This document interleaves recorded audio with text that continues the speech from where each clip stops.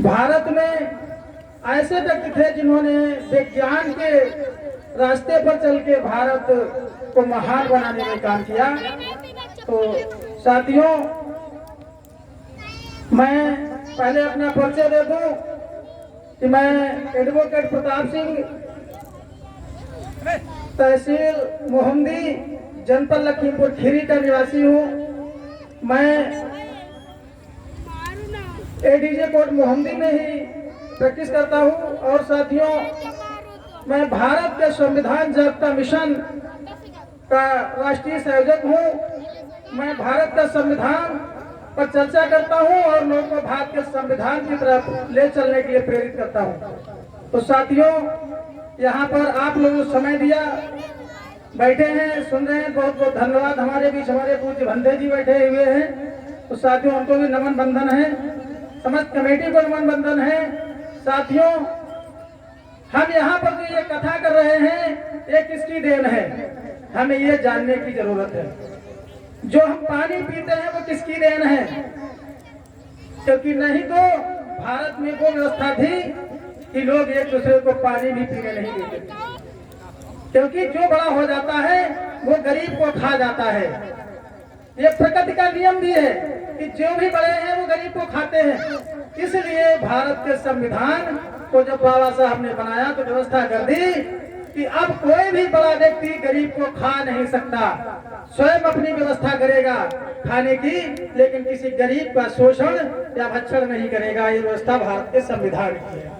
तो साथियों, आपका जो संविधान है वो आपको भाईचारा, बंधुत्वता, स्वतंत्रता, समानता और धर्म की स्वतंत्रता को मानने का भी अवसर प्रदान करता है। आप शिक्षा भी ग्रहण कर सकते हैं, किसी को उससे वंचित नहीं किया जाएगा। ये भारत के संविधान की देन है, लेकिन हम लोग जानते नहीं। मैं आप लोग बताना चाहता हूं कि जो भी हमारे किसी भी धर्म को मानने वाले लोग हों, वो सभी अपने अपने धर्म को अपने अपने तरीके से मान सकते हैं, उनको रोका नहीं जाएगा। ये भारत के संविधान के अनुच्छेद 25 में व्यवस्था की गई है। लेकिन होता क्या है कि हम लोग परमिशन की बात करते हैं, परमिशन लेते हैं, लेकिन मैं कहता हूं परमिशन लेना मूर्खतापन है। क्योंकि जब मुझे संविधान में व्यवस्था कर दी गई है कि कोई व्यक्ति किसी धर्म को मान सकता है, तो फिर हम भी अपने धर्म को मान रहे हैं, हम भगवान बुद्ध के विचारों को मान रहे हैं, बुद्ध के धर्म को मान रहे हैं, तो फिर हमें ही परमिशन की आवश्यकता क्यों? क्योंकि मेरे पास अभी 2 दिन पहले एक फोन आया था आपके ही डिस्ट्रिक्ट से, गांव पलिया के पास कोई गांव उन्होंने बताया था फोन करके।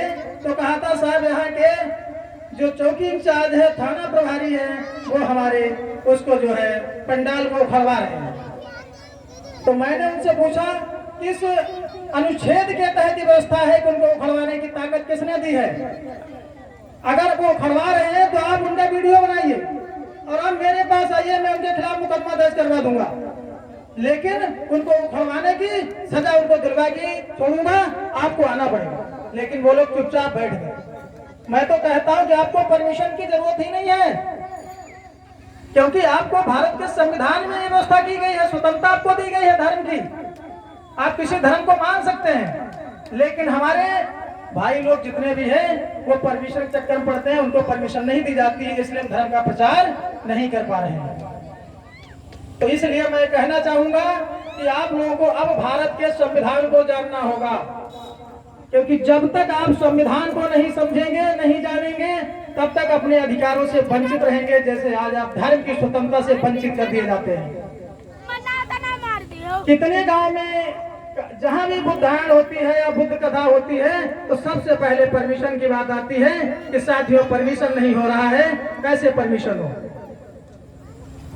एसपी, डीएसपी, थाना प्रभारी कोई भी परमिशन नहीं देते, कहते हैं परमिशन नहीं मिल पाएगी, क्योंकि वहां पर कुछ लोग कहते हैं साहब हमारे यहाँ तो पंगा हो जाएगा, परमिशन नहीं मिलेगा। लेकिन मैं बताना चाहता हूँ, क्या वो लोग जब कार्यक्रम करते हैं तो पंगा नहीं होता? पंगा करने वाला, झगड़ा करने वाला किसी भी कार्यक्रम में झगड़ा कर सकता है। ये जिम्मेदारी शासन की है, पुलिस प्रशासन उस पर अपनी निगाह रखे और उसके बाद अपना कार्यक्रम को आगे बढ़ाए। लेकिन हमें परमिशन लेने की आज से कोई भी जरूरत नहीं है। हम अपने कार्यक्रम को करेंगे।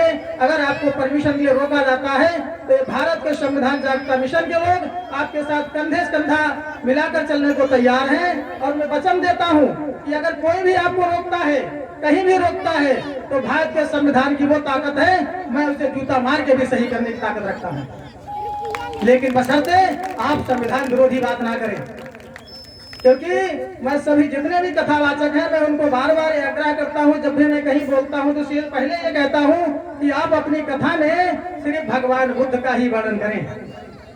किसी भी जाति, किसी भी धर्म पर टिप्पणी ना करें, क्योंकि किसी की भावनाओं को अगर ठेस पहुंचाते हैं तो यह भी कानूनी अपराध है। इसलिए ऐसा कोई व्यक्ति ना बोले जिससे कि आप पर उंगली उठे। उसके बाद जो कुछ होगा उसे मैं देख लूंगा। विदाउट परमिशन आप लोग अपने कार्यक्रम को चलाएं। तो साथियों, संविधान जागरूकता मिशन जो है आप लोगों को जन जन तक भारत के संविधान को पहुंचाने के लिए कार्यरत है, कार्य कर रहा है। और ये विश्वास दिलाता है कि अगर आप लोगों ने सहयोग दिया भारत के संविधान जागरूकता मिशन का, तो आप एक दिन जो है अपने अधिकारों से वंचित नहीं रहेंगे। आपके प्रत्येक अधिकार आपको मिल जाएंगे। और दिलवा दूंगा, जब तक नहीं मिल जाते तब तक संघर्ष जारी रहेगा, लेकिन इसके लिए आपको संविधान पढ़ने की जरूरत है।